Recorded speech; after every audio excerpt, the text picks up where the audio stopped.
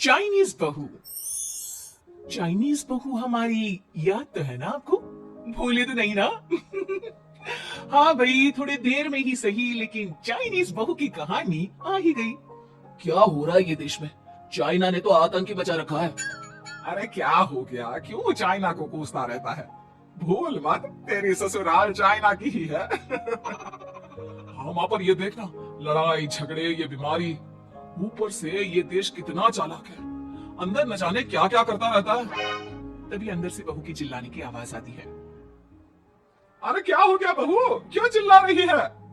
माँ जी, ये देखिए, ये रूस ने यूक्रेन की हालत क्या कर दी है।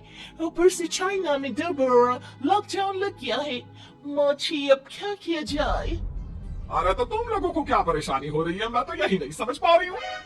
वो क्या है ना माँ, हम लोग चाइना जाने की सोच रहे थे। सांगसू के भाई की शादी है। तो क्या? अरे कौन सा उन लोगों के यहाँ भाई घोड़ी चढ़ता है जो बहन काजल लगाकर निकलेगी? माँ जी, उसकी आंखें बहुत छोटी छोटी है, उसमें या तो पुतली रह सकती है या काजल। साले की पुतली निकाल कर काजल लगा दो, अंधा कहीं का। क्या क्या बोले तुम मेरे भाई के बारे में? अरे नहीं नहीं बहू, वो तो बोल रहा था कि तुझे नेक मिल जाएगा। बहन है ना तू उसकी। नहीं नहीं माँ जी, मैं सब समझती। ये मेरे भाई को मजाक बनाते रहते। कितना सीधा है मेरा भाई, बिल्कुल छिपकली जैसा। नहीं नहीं बहू, सीधा गाय जैसा होता है। सही पकड़े हैं माँ जी। हाँ, तो मेरे भाई की शादी है, मैं चाइना जरूर जाऊंगी। तभी एक पड़ोसन आ जाती है। अरे नहीं नहीं बहू, तू कहीं ना जा, हम लोगों का मन कैसे लगेगा तेरे बिना। ले बहू, तेरे भाई के लिए ये शॉल रख ले, हमारी तरफ से गिफ्ट कर देना। अरे सब कितने अच्छे हैं।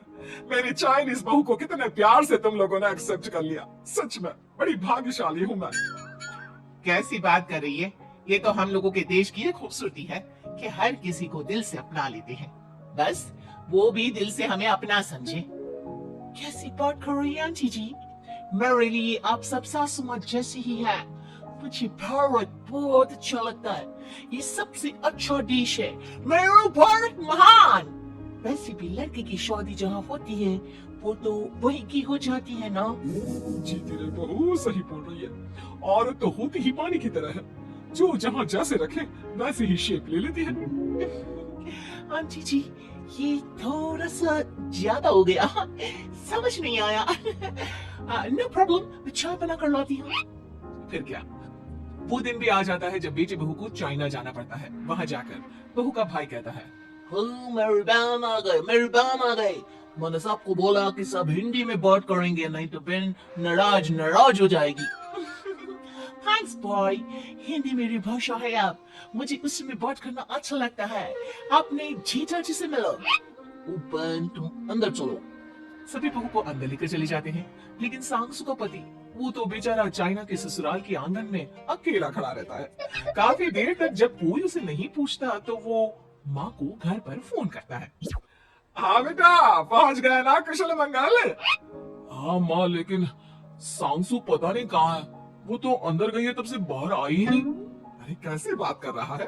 तो तू अंदर चला जा, तू बाहर क्यों है? अरे दामाद है तू वहां का, उन लोगों ने तुझे बिठाया, चाय पानी कुछ नहीं पूछा? नहीं ना माँ। तभी सामने से सांगसू आती है। क्यों आप अभी तक तैयार नहीं हुए? और ये बैग लेकर क्यों कमरे से बाहर आए? इसे वहीं रख देती। कमरा? कौन सा कमरा? अरे कैसी बात कर रही हो? जब से तुम अंदर गई हो मैं बाहर ही तो खड़ा हूँ। बहू को बहुत हैरानी होती है और गुस्सा भी आता है। तभी उसका भाई और माँ आ जाते हैं। अरे सांगसू, अंदर खाना लग गया है। पहले ये बताओ कि मेरे पति को किसी ने खाना या पानी क्यों नहीं पूछा? वो भारत से ससुराल पहली बार आया है, वो भी मेरे कहने पर। उनकी इज्जत क्यों नहीं की? देख बेटी, तूने जबरदस्ती जिद में शादी की थी तो हम लोगों ने कर दी, लेकिन अब तुम ये सोचो, पूरी चाइना में मैं इस इंडियन को अपना दामाद बताऊं? So sorry। हाँ सांगसू, और तुम भी चुप रहना, नहीं तो वो लोग मेरी शादी तोड़ देंगे। ओह, ऐसी बात है। कोई बात नहीं, मैं बाहर होटल में रह लेता हूँ। तुम वही करो जो ये लोग चाहते हैं। कैसी बात कर रहे हो? शादी के बाद पति जैसा भी हो, जो भी हो, पति होता है। वैसे भी तुम्हारे पूरे परिवार ने, सबने बिना सोचे मेरा साथ दिया, मुझे एक्सेप्ट किया और प्यार किया। मैं अपने देश में आपको अकेला कैसे छोड़ सकती हूँ? ये हिंदी फिल्म का ड्रामा बंद करो, मैं अब ये बर्दाश्त नहीं करूंगी। चुपचाप अंदर चलो, नहीं तो ये शादी वादी यहीं खत्म करके इसे अकेले ही इंडिया जाना पड़ेगा। कैसी बात कर रही हो माँ, ये मेरे पति हैं। नहीं था, हम लोगों ने यहाँ वकील को बुला लिया है, जिसके बाद अब तेरा तलाक करा के हम यहाँ के चाइनीज लड़के से तेरी शादी करा देंगे। अरे कैसी बात कर रहे हो? हम तो यहाँ तुम्हारी शादी के लिए आए थे। नहीं नहीं, मैं सांसू के बिना नहीं रह सकता हूँ। हाई वोल्टेज ड्रामा होने के बाद से ही सारा माहौल खराब हो जाता है कि तभी एक लड़की आती है। मैंने सारा इंतजाम कर दिया है, सांसू की शादी का मंडप परसों लग जाएगा। आप लोग इसके पति को कमरे में बंद कर देते हैं। सभी सांसू के पति का हाथ बांधकर उसे कमरे में बंद कर देते हैं। ये क्या कॉमेडी है? हम लोग मेरे पति के साथ ऐसा नहीं कर सकते हैं। मैं किसी से शादी नहीं करूंगी, ये साफ बात है। पहले मैं अपनी शादी करूं, फिर तेरी भी शादी करवा दूंगा। सब कुछ तय हो जाता है, भाई की शादी हो जाती है। फिर वो दिन भी आ जाता है जब सांसू की शादी वो लोग जबरदस्ती करने के लिए उसे मंडप पर ले जाते हैं। ऐसा मत करो, ये मेरी बीवी है। मैं किसी से शादी नहीं करूंगी। कैसे नहीं करेगी शादी? शादी तो तेरा बाप भी करेगा। हो, मैं करूंगा शादी। प्लीज, कोई मेरी शादी किसी अच्छा औरत से करवा दे। जाओ, बिल्कुल जाओ। फिर माँ सांसू और उसके पति से कहती है, तुम लोगों का बच्चा मेरी कैद में है। अगर तुम लोगों ने कोई भी होशियारी की तो मैं इस बच्चे को मार दूंगी। दोनों माँ का रूप देखकर हैरान हो जाते हैं। बच्चे की खातिर दोनों शांत हो जाते हैं और शादी की रस्में शुरू हो जाती है कि तभी सांसू की सास पुलिस के साथ आ जाती है।